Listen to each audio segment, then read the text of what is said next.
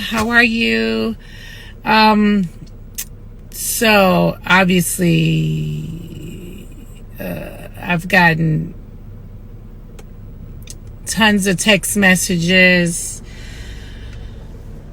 tons of emails. Everybody's asking and concerned about Brent, and we thank you guys so much. This is not the way I wanted it to come out. We wanted to be able to talk about it ourselves when Brent was in a better place.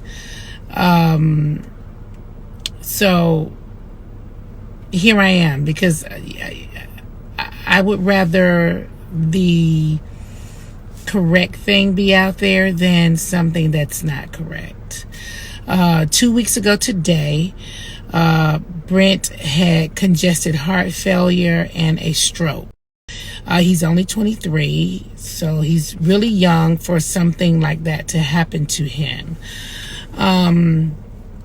The first thing, a lot of doctors think of when someone that age come in with that kind of condition is maybe they have done drugs, or maybe they have some serious infection, maybe HIV or some sort of infection, is what I'm being told by the doctors. Brent doesn't drink or do drugs, and obviously they've tested him for all of those things. They also tested him for HIV.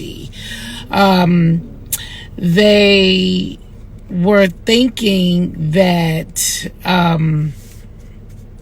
maybe he had caught COVID and he didn't know that he had COVID. They did see, the doctors are saying they did see some things like that happen if they caught the Delta variant, and he never knew he had COVID. I've never known him to have COVID.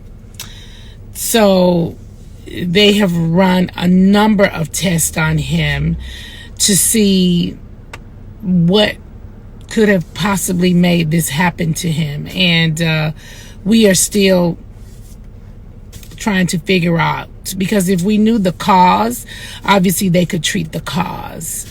It was very scary.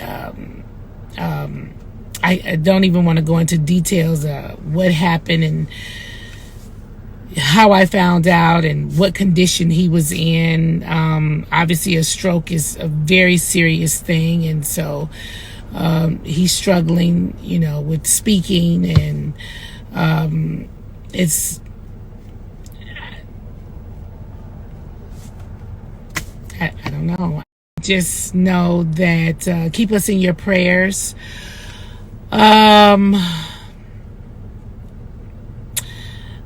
Keep Brent in your prayers. So many people are texting and emailing me about the lounge. The lounge is still open. Brent ran the lounge. That was his pride and joy. He loved it. It is still open. The managers are still running it with the regular hours.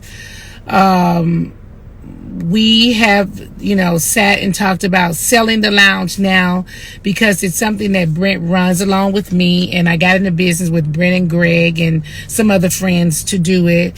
And this is just a lot right now on me. So if there's anybody out there that's possibly interested in the lounge, send them my way if they are interested in purchasing it. Or it's very possible that we will sell the lounge, because it is something that I shared with Brent after Greg's passing.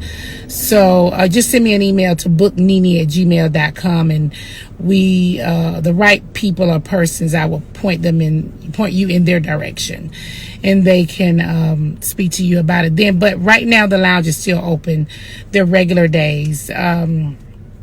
Brent FaceTimed me this morning. He's in good spirits. We are just shocked. But I thank all of you guys for your prayers. Everybody that's emailing, can they send flowers? Please don't.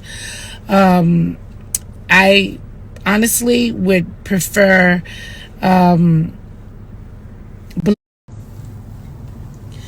We do prefer balloons, and I don't know. All of this is still so new to me, and we're not revealing where Brent currently is.